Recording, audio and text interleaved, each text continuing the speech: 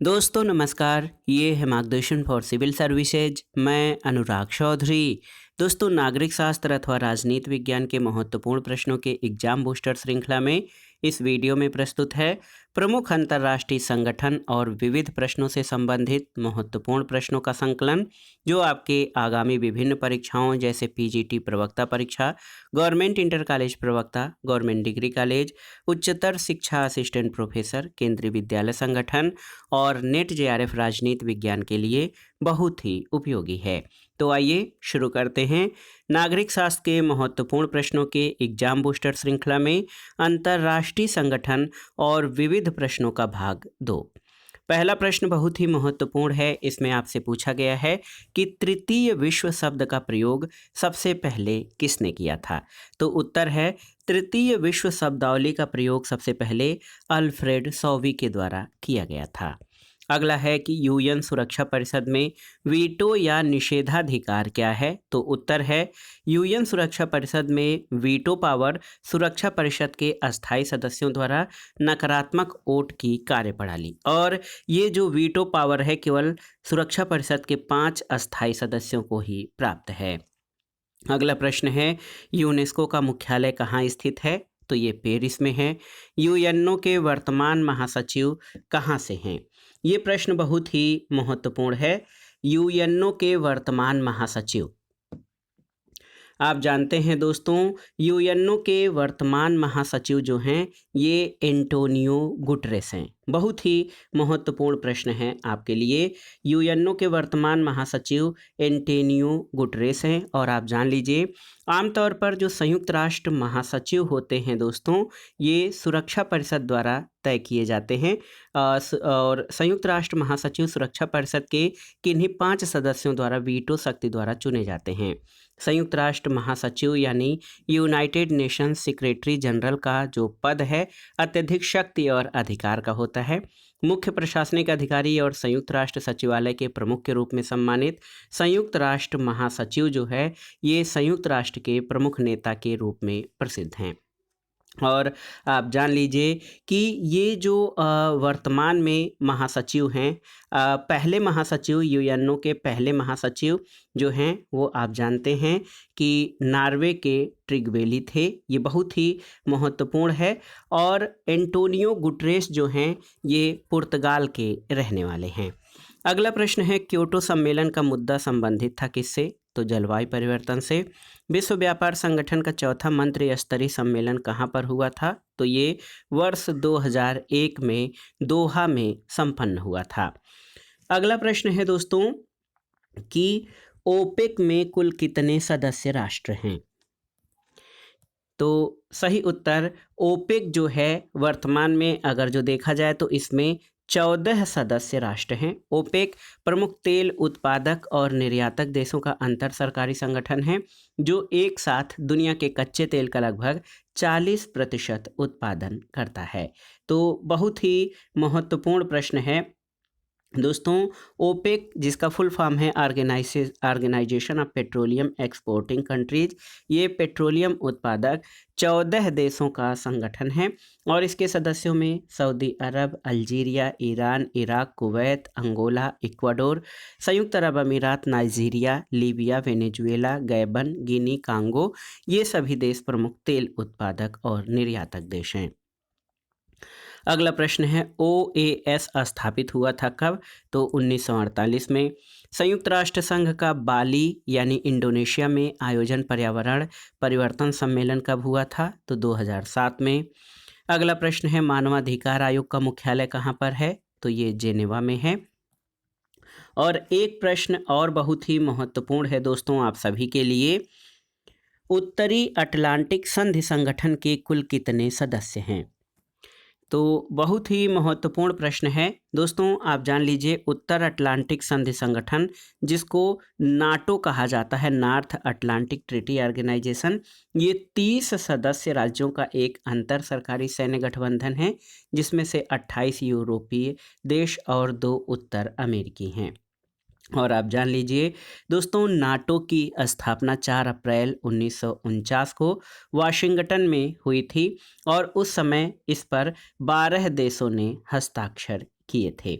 और बहुत ही महत्वपूर्ण प्रश्न है, यहाँ पर आप जान लीजिए कि नाटो के सदस्य देश जो हैं वो वर्तमान में कुल 30 सदस्य हैं, लेकिन देखिए फिनलैंड उत्तरी अटलांटिक का 31वां सदस्य बन गया है। तो अब टोटल 31 सदस्य हो जाएंगे। आप जान लीजिए फिनलैंड नाटो का 31वां सदस्य बन गया है। बहुत ही महत्वपूर्ण प्रश्न है। नाटो का मुख्यालय दोस्तों ये ब्रुसेल्स बेल्जियम में स्थित है।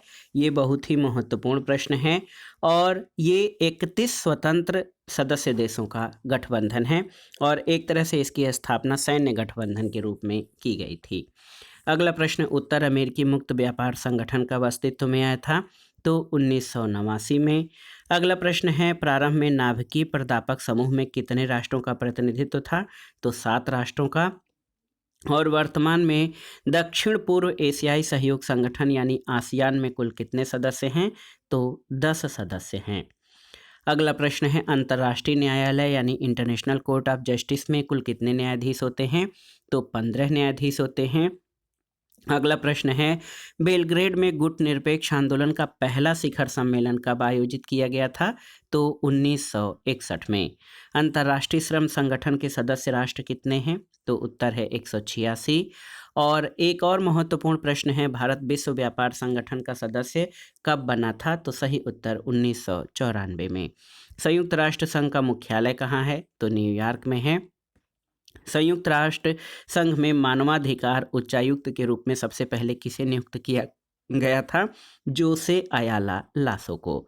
अगला प्रश्न है, वह बहुपक्षीय संस्था जिसने साफ्टा यानी south Asia free trade agreement बनाने का निर्णय लिया? तो ये सार्क ने। अगला प्रश्न है, संयुक्त राष्ट्र महासचिव के नेतृत्व के अंतर्गत एन एजेंडा फॉर पीस वह रिपोर्ट जिसे शीत युद्ध के पश्चात संयुक्त राष्ट्र में परस्पर भूमिकाओं को व्यक्त करते हुए शांति और सुरक्षा बनाए रखने के लिए रेखांकित किया गया था, किसको? तो सही उत्तर है बुतरस घाली को। अगला प्रश्न है दोस्तों, 1944 के ब्रिटन वुड्स सम्मेलन में अंतर्राष्ट्रीय मुद्रा कोष के मुख्य रचनाकार कौन थे? तो जॉन एम कीन्स और हैरी डी वाइट। अगला प्रश्न है, किस प्रस्ताव के द्वारा संयुक्त राष्ट्र संघ की महासभा ने 19 दिसंबर को दक्षिण दक्षिण सहयोग का वर्षीय संयुक्त राष्ट्र दिवस घोषित किया? तो ये था प्रस्ताव संख्या 58/220। अगला प्रश्न है, एकल मुद्रा की ओर कौन लक्षित है? तो अफ्रीकी संघ है। एकल एकीकृत सुरक्षा बल की ओर कौन लक्षित है? तो अफ्रीकी संघ। और अंतः अफ्रीकी संघर्ष को खत्म करना चाहता है कौन? तो ये अफ्रीकन एसोसिएशन, अफ्रीकी यूनियन। दोस्तों, यूरोपीय संघ का 28वां सदस्य राज्य कौन बना था? तो ये क्रोएशिया था। अगला प्रश्न है, वेनेजुएला के राष्ट्रपति रहे ह्यूगो सावेज संस्थापक हैं किसके? तो ये एल्बा के संस्थापक थे। अगला प्रश्न है कि वह मुद्रा जो वर्तमान में अंतर्राष्ट्रीय मुद्रा कोष की एसडीआर बास्केट का हिस्सा नहीं है? तो युआन है। दक्षेस की कार्यपद्धति का आधार क्या है? तो आम सहमति दोस्तों शार्क की कार्यपद्धति का आधार है। अगला प्रश्न है, उत्तर अटलांटिक संधि संगठन क्या है? तो ये एक सैनिक गठबंधन है। और अगला प्रश्न है, आसियान के संगठन वर्ष 1967 में कुल कितने मौलिक सदस्य थे? तो ये 5 मौलिक सदस्य थे। गुट निरपेक्षता की नीति के प्रतिपादक कौन थे? तो पंडित जवाहरलाल नेहरू थे। और देखिए, सार्क समूह के 8वें सदस्य के रूप में अफगानिस्तान को किस शिखर सम्मेलन में शामिल किया गया था? तो ये प्रश्न बहुत ही महत्वपूर्ण है। ये था सार्क का 14वां शिखर सम्मेलन 2007 में नई दिल्ली में आयोजित किया गया था। शांति कार्यक्रम के लिए नाटो की भागीदारी का उद्देश्य क्या था? तो भूतपूर्व पूर्वी गुट के राज्यों को इस संगठन में शामिल करना। अगला प्रश्न है, वह संधि जिस पर हस्ताक्षर किए जाने के परिणाम स्वरूप यूरोपीय समुदाय जो है या यूरोपीय कम्युनिटी का नाम बदलकर उसे नया नाम यूरोपीय संधि किया गया था? तो उत्तर है maastricht संधि। बहुत ही महत्वपूर्ण है दोस्तों, maastricht संधि जो है आमतौर पर इसे यूरोपीय संघ की संधि भी कहा जाता है। और ये संधि 7 फरवरी 1992 को यूरोपीय समुदाय के मध्य हुए समझौते को कहा जाता है। तो यूरोपीय समुदाय का नाम यूरोपीय संघ किया गया था।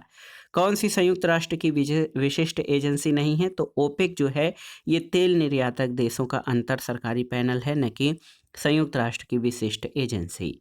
अगला प्रश्न है 1999 में नाटो ने सर्बिया पर कोसोवो में नृजातीय नरसंहार का आरोप लगाया और उसके खिलाफ कार्रवाई की।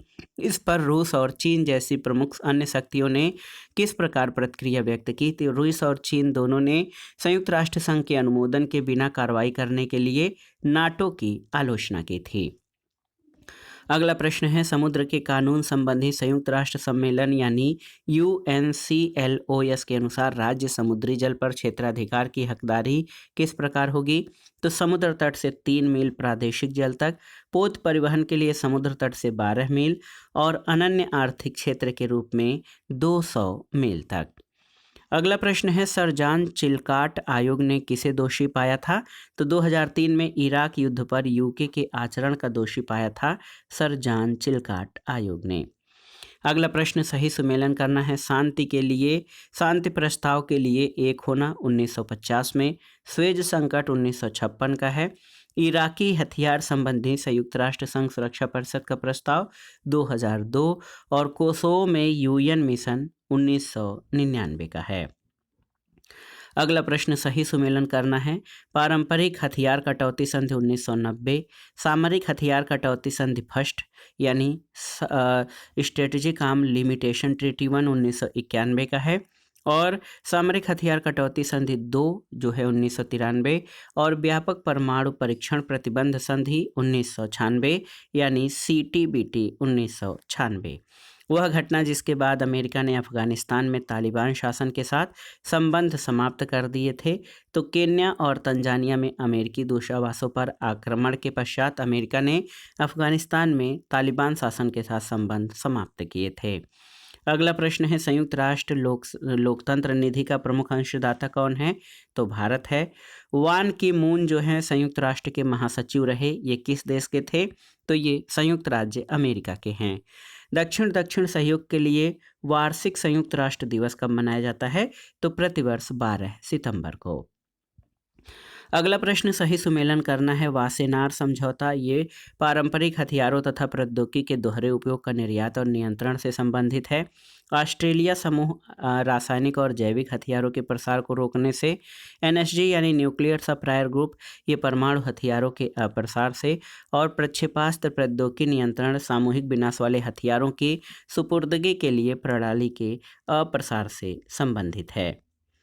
अगला प्रश्न है गुटनिरपेक्ष शिखर सम्मेलन और शहर।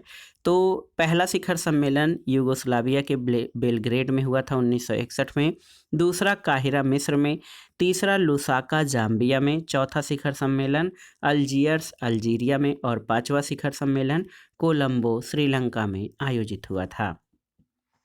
अगला प्रश्न है प्रथम गुटनिरपेक्ष शिखर सम्मेलन कहाँ पर हुआ था? तो बेलग्रेड में हुआ था। और एकमात्र देश जिसने संयुक्त राष्ट्र संघ की सदस्यता का प्रत्याहरण किया है तो ये इंडोनेशिया है, बाद में इसने पुनः स्वतंत्रता ग्रहण कर ली। अगला प्रश्न है दोस्तों सितंबर 1996 में कितने राष्ट्रों ने व्यापक परमाणु निषेध संधि पर हस्ताक्षर किए थे? तो 71 राष्ट्रों ने। USA ने चीन को मान्यता कब दी थी? तो 1979 में। और देखिए बांडुंग सम्मेलन ये जो है कब हुआ था? तो 1955 में बांडुंग सम्मेलन आयोजित हुआ था। अगला प्रश्न है गुटनिरपेक्ष आंदोलन का पहला सम्मेलन कब हुआ?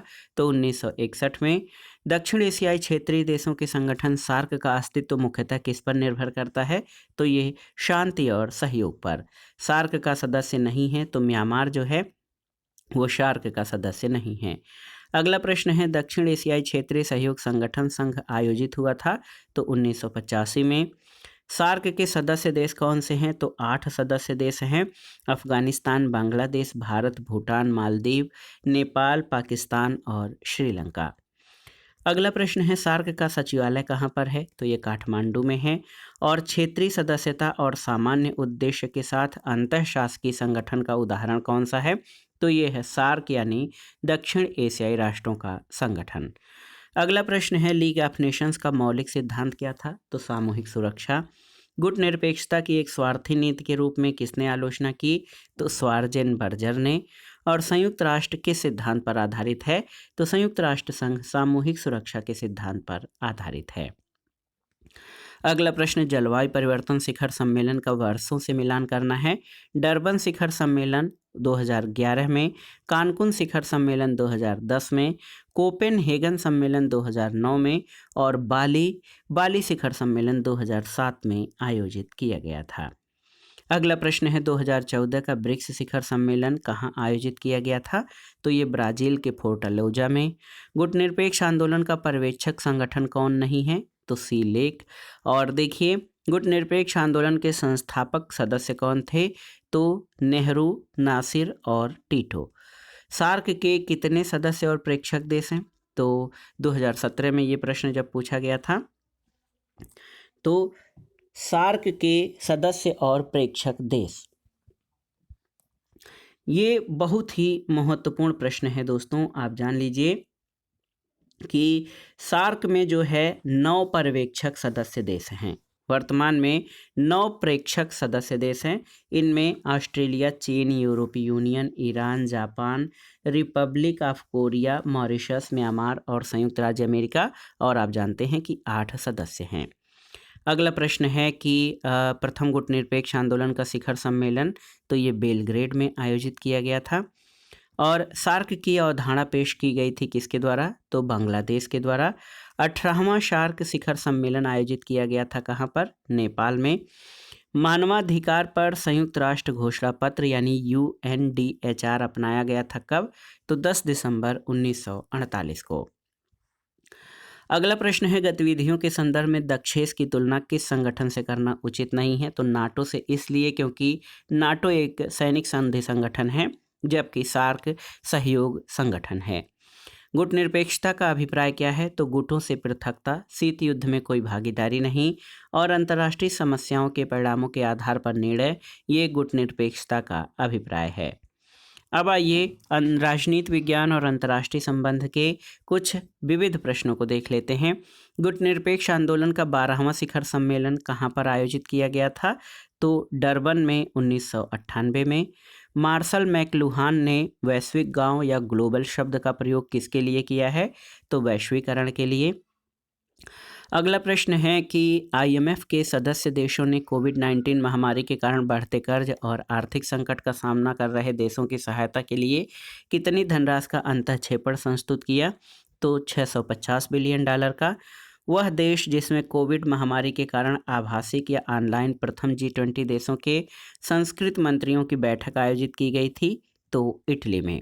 कोविड-19 के प्रभाव से लड़ने के क्रम में युवा लोगों के विचारों का वित्त पोषण करने के लक्ष्य के लिए WHO के कार्यक्रम का नाम क्या था? तो ये था ग्लोबल यूथ मोबिलाइजेशन।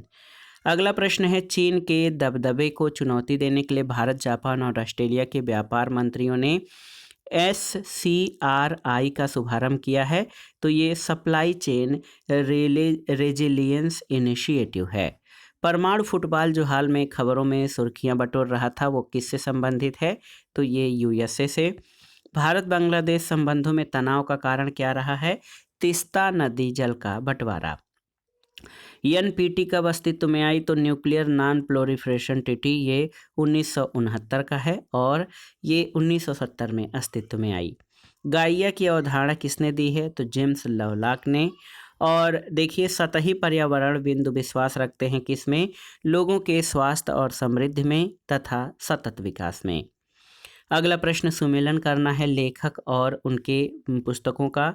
EF सुमेकर की पुस्तक है small is beautiful, a study of economics as if people mattered. James Lovelock की पुस्तक है गाइया, ये new look at life on earth. F Capra की पुस्तक है द टर्निंग पॉइंट और राचेल कार्सन की पुस्तक है द साइलेंट स्प्रिंग। अगला प्रश्न है, विश्व के विभिन्न भौगोलिक क्षेत्रों में भिन्न भिन्न रही है क्या? तो लोकतांत्रिक यानी डेमोक्राइजेशन की प्रक्रिया। अगला प्रश्न है, सैमुअल हंटिंगटन के द्वारा प्रतिपादित लोकतंत्रीकरण की 3 लहरों में भारत शामिल है। तो ये द्वितीय संक्षिप्त लहर में। अगला प्रश्न है, एक विकासात्मक राज्य वह है जो किसको बढ़ावा देने के विशिष्ट उद्देश्य के साथ आर्थिक जीवन में हस्तक्षेप करता है? तो औद्योगिक वृद्धि और आर्थिक विकास को बढ़ावा देने के लिए। अगला प्रश्न है प्रतिमान तार्किक चयन सिद्धांत से संबंधित है कौन? एंथोनी डाउन्स का निर्वाचन सिद्धांत, विलियम रिकर का राजनीतिक गठबंधन सिद्धांत और थॉमस शेलिंग का निवारण पर कार्य। अगला प्रश्न है परमाणु हथियारों के प्रसार को नियंत्रित करने के लिए कई पहल की गई है, वह संधि जिसमें भारत हस्ताक्षर करता है, तो ये पीटीबीटी यानी पार्शियल टेस्ट बैन ट्रीटी। अगला प्रश्न है स्वदेशी आबादी के खिलाफ भेदभाव की समस्या का अध्ययन किसके द्वारा रिपोर्ट किया गया? तो जोस और मार्टिनेज के द्वारा। MFN का पूर्ण स्वरूप क्या है? आप देखते होंगे कि मोस्ट फेवर्ड नेशन का दर्जा कोई देश किसी को समाप्त करता है तो कुछ सुविधाएं समाप्त करता है, तो MFN का full form most favoured nation होता है। अगला प्रश्न है एक पार राष्ट्रीय राज्य को किसके लिए जाना जाता है? तो विभाजित संप्रभुता के लिए। और transnational relations and world politics पुस्तक किसके द्वारा लिखी गई है? तो रॉबर्ट ओ कोहेन के द्वारा। अगला प्रश्न है 5 से 16 जून 1972 को मानव पर्यावरण पर संयुक्त राष्ट्र सम्मेलन आयोजित किया गया था, जिसमें मानव पर्यावरण पर एक घोषणा को अपनाया गया। कहाँ पर? तो स्टॉकहोम में। अगला प्रश्न है कि UDHR देखिए मानवाधिकारों की सार्वभौमिक घोषणा यानी universal declaration of human rights में कुल कितने अनुच्छेद हैं? तो याद रखिएगा इसमें कुल 30 अनुच्छेद हैं। अगला प्रश्न है 2013 में IPCC यानी inter governmental panel on climate change ने अपनी किस रिपोर्ट में ये निष्कर्ष दिया कि 95% निश्चित है कि मनुष्य वैश्विक तापमान में वृद्धि के सबसे प्रमुख कारण हैं? तो 5वीं रिपोर्ट में। अगला है structural conflict the third world against global liberalism पुस्तक किसके द्वारा लिखी गई है? तो याद रखिएगा स्टीफन डी कृष्णर के द्वारा। व्यापक परमाणु परीक्षण प्रतिबंध संधि 1996 पर हस्ताक्षर किसने नहीं किए हैं? तो उत्तर कोरिया और पाकिस्तान में। अगला प्रश्न है कि फ्रांसिस फुकुयामा ने अपने लेख द एंड ऑफ हिस्ट्री में किन्हें 20वीं शताब्दी में उदारवाद के समक्ष चुनौती बताया है? तो फांसीवाद और साम्यवाद को। भय से मुक्ति यानी फ्रीडम फ्रॉम फियर, इसको वास्तविक मुक्ति किसने माना है? तो म्यांमार की जो है प्रमुख नेता आंग सान सूकी ने। अगला प्रश्न है घटना और सन का मिलान करना है। PTBT 1963 की संधि है, NPT 1968, पोखरण 1974 में पहला विस्फोट हुआ था और CTBT 1996 में अस्तित्व में आई थी। अगला प्रश्न है विश्व हीरा सम्मेलन 2015 के दौरान किस देश ने 12 भारतीय कंपनियों के साथ अपरिष्कृत हीरे के प्रत्यक्ष विक्रय के लिए समझौते पर हस्ताक्षर किए थे? तो रूस ने। और आप जान लीजिए कि हीरा उत्पादन में रूस पहले स्थान पर है। The cold war retrospect and prospects के लेखक कौन हैं? तो फ्रेडरिक एल सुमन हैं। और बहुसंस्कृतवादी संकल्पना और विचारक, तो यहाँ विभेदीकृत नागरिकता के विचार मेरियम यंग के द्वारा। उदारवाद के सद्गुणों के साथ विविध सांस्कृतिक पहचानों का समायोजन भीखू पारेख द्वारा। समुदाय आधारित पहचान की मान्यता चार्ल्स टेलर के द्वारा। और समूह विभेदीकृत अधिकार विल किमलिका के द्वारा लिखी गई है। अगला प्रश्न है हु आर वी पुस्तक किसके द्वारा लिखी गई है? तो सैमुअल P हंटिंगटन के द्वारा। अगला प्रश्न है क्षेत्रवाद का वह सिद्धांत जो आर्थिक और राजनीतिक एकीकरण पर दबाव बनाने के लिए छलकने की भूमिका पर बल देता है? तो ये नवफलनवाद है। अगला प्रश्न सुमेलन करना है। परराष्ट्रवाद, तो ये राष्ट्र राज्य के ऊपर एक सत्ता का होना। नव प्रकारवाद, क्षेत्रीय एकीकरण का गुणक प्रभाव होता है। संरक्षणवाद, घरेलू उत्पादकों के संरक्षण के लिए आयात प्रतिबंध। और अंतर सरकारवाद, राज्यों के बीच संप्रभुता के आधार पर पारस्परिकता। अगला प्रश्न है उत्तर औपनिवेशिक राज्य के लिए सतत और वर्तमान सरोकार क्या है? तो ये प्रशासनीयता है, याद रखिएगा। अगला है दक्षिण वियतनाम में छापामार समूह का नाम क्या था? तो ये था वियतकोंग। और संयुक्त राष्ट्र संघ द्वारा वह वर्ष जो प्रथम मानवाधिकार वर्ष के रूप में घोषित किया गया था, तो 1948। अगला प्रश्न है वे देश जिन्होंने क्योटो प्रोटोकॉल का अनुपालन करते हुए उत्सर्जन में कमी लाने को विधिक रूप से अनिवार्य किए जाने के प्रस्ताव को अस्वीकार कर दिया? तो भारत और चीन ने। USSR के नेता जिसने शांतिपूर्ण सह अस्तित्व की नीति शुरू की थी, तो ये थे N. ख्रुश्चेव। अगला प्रश्न है, शीतकाल की समाप्ति पर फ्रांसिस फुकुयामा ने एंड ऑफ हिस्ट्री या इतिहास का अंत विचार दिया, जिसका अर्थ क्या है? तो इसका अर्थ है कि सैद्धांतिक संघर्ष अब समाप्त हो चुका है, यानी जो साम्यवाद और पूंजीवाद के बीच का जो द्वंद्व था वो समाप्त हो चुका है और पूरे विश्व में अब जो है उदार लोकतांत्रिक या पूंजीवादी राज्य की जीत हुई है। अगला प्रश्न है, 2008 के जॉर्जिया युद्ध में रूस द्वारा गणराज्यों को मदद दी गई, तो दक्षिण ओसेटिया और अब्खाजिया दोनों को। अगला प्रश्न, मिलान करना है, सुमेलन करना है। एंड्रयू लिंकलेटर, इनकी पुस्तक है the transformation of political community 1998। F Clark की hegemony in international studies. Kenneth Oye की पुस्तक है कॉपरेशन अंडर एनार्की 1986 में। और जे ए टिकनर की पुस्तक है जेंडरिंग वर्ल्ड पॉलिटिक्स 2001 में इसका प्रकाशन हुआ था। अगला प्रश्न है दोस्तों, सूची 1 का सूची 2 से सम्मेलन करना है। निक्सन सिद्धांत, तो मित्र राष्ट्रों के साथ भागीदारी द्वारा शांति का प्रयास।